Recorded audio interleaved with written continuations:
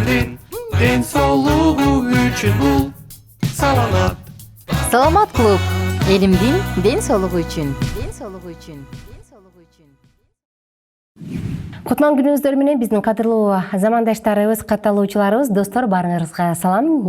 Сиздер менен чогуу мен кызматта Айнура Миназарова жана бүгүн биз адам затынын жашоосунда, тамак сиңирүүсүндө, негизи эле биздин ден соолугубузда эң маанилүү, орунду ээлеген тиштер жөнүндө сөз болмокчу.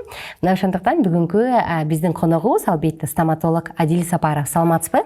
Саламатсызбы? Адил, кандай жетип алдыңыз? Жакшы. Ден соолугуңуз жакшыбы? Жакшы.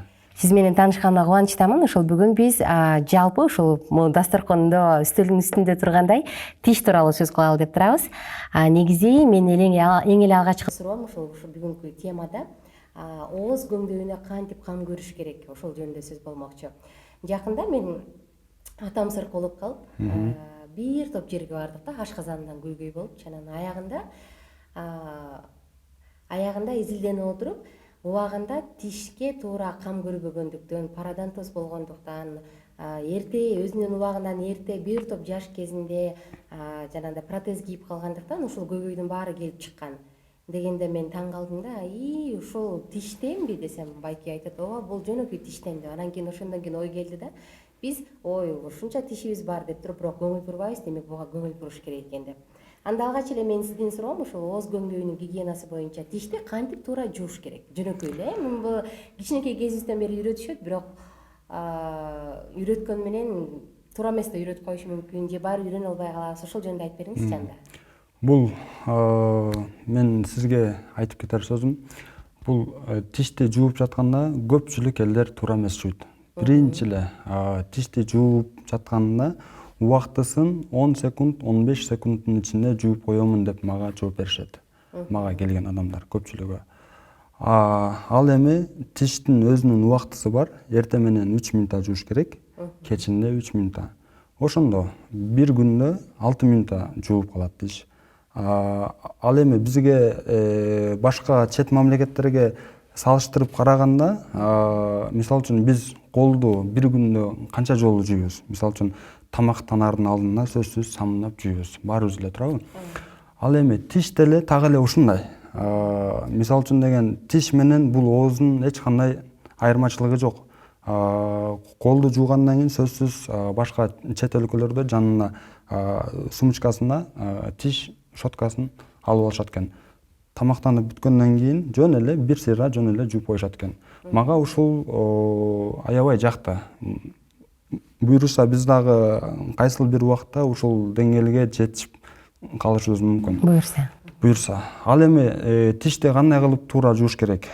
Тиштин өзүнүн этаптары бар. Ал 3 этапка бөлүнөт. Мисалы, бул тиш деп элестетели. Биринчисинде бул жакты мындай кылып жууш керек. Тиш бул жерден бөлүнөт. Бул жерден 1, бул жерден 1 болуп бөлүнөт. Ошондо бул жагы биринчи часть, бул жер экинчи часть, бул жер үчүнчү часть. Ушундай 3 частька бөлүнөт. Бул жакты мындай эмес. Көпчүлүк элдер ушундай кылып жууйт, анан бул щетка деген ушул эмальдин үстүн кырып оюп салышы мүмкүн. Ошол учурда таттуу камыздак ушундай учурларга көп ооруп элдер кыйналып калышат. Ошого мындай эмес, жөн эле өйдө ылдый же болбосо круглый деп коет, ушундай кылып жууса сонун болот. Ал эми бул экинчи частьты мындай кылып жууса боло берет. Бул жагын деле өйдө ылдый же болбосо круглый кылып жуйт. Анан элдер көпчүлүгү ушул жерди жууп коюп эле всё бүттү деп эсептешет өздөрүнүн оюнда. Ал эми ал туура эмес. Бул оозу болушунча чоң ачыш керек. Бул жактагыларды таза шыпырып жууш керек. Ушундайынан же болбосо мындай кылып шыпырса аябай жакшы болот. Ал эми эң көп жуулбай калып калган жер ушул жер болуп эсептелинет. Анан бул жери. Анан бул асты албетте. Астын деген ушундай эле. Кыскасы үстүн ушундай, бул жерде мындай, бул жерде да мындай, бул жакта да өйдөгө. Ал эми азуулардын үстүн жевательный часть деп коет, ушуларды шыпырып жууса болот.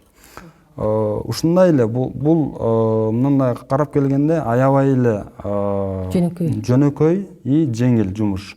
ушул тишти таза кылып бир күндө 2 жолу 3 минуттан 6 минутта таза кылып жууса, ал тиш эч качан оорубайт. Рахмат. Кийинки кезекте ушул сиз көргөзгөн тиш щеткалары жөнүндө да кандай тиш щетка туура тандаш керек? Аябай жакшы суроо болду. Бул тиш щетканы тандап жатканда дагы өзүнүн туура тандаш керек. Мисалы үчүн аябай катуу деп бөлүнөт тиш щетка. Анан экинчиси жумшак, орточо жумшак. Жумшак, анан орточо жумшак деп. Мен элдерге дайыма айтып келемин, аябай каттууну дагы албаңыз, себеби дегенде эмальди жок кылып салат. Ал эми аябай жумшакты тандай турган болсоңуз, анда чыкпай калышы мүмкүн. Микробтордун калдыктары. Ал эми средний жесткий деп коет, ошол эң туура тандоо. Эртең менен кечинде жуулса деле бир эле щетка ошол орточо жумшактыктагы нормалдуу болот, Ооба. Ал эми тиш щетканы дагы бир айда бир жолу жаңылап туруш керек, сөзсүз түрдө. Себеби дегенде эң көп бул микроорганизмдер элдер ойлот, көбүнчө ойлошот, колдо же болбосо бутта депчи. Ал туура эмес. Эң көп ушул микробтордун бардыгы адамдын оозунун ичинде болот. Ошондуктан тиш щетканы бир айда бир жаңылап турса, ал дагы аябай тишке пайда болот. Ушул щеткадан эле алыстабай эле кантип кургатыш керек? Мисалы, кээ бир чоң үй бүлөлөрдө карасаң, стаканда бир нечелер салынып турат же кимдир бирөө дара идишине салып туруп жаап коет. Кургатыш керекпи, кургатпаш керекпи? Ал эми бул деген тиш щетканы жууп бүткөндөн кийин алыс кылып коюш керек. Жакын кылып бир идишке эч качан салбаш керек. Мисалы үчүн бир адам бир оору менен оорушу мүмкүн, экинчи адам дагы бир оору менен оорушу мүмкүн. Ошентип олтуруп бардыгы бир идишке жууп салып коюшат, ал жерден шилекей бири-бирине жууп калышы мүмкүн, же болбосо кимдир бирөө оозун таза жуубай 10 секунд, 15 секунд эле жууп туруп жөн эле коюп кое турган болсо, ошол адамдын оозундагы микробтор ошол щеткага дагы өтүп калышы мүмкүн.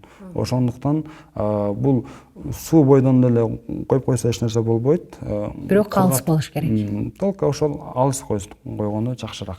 Рахмат. Адил мырза, ушу кийинки суроом, тиш пастасын кантип туура тандаш керек? Кандай тиш пастасын алыш керек?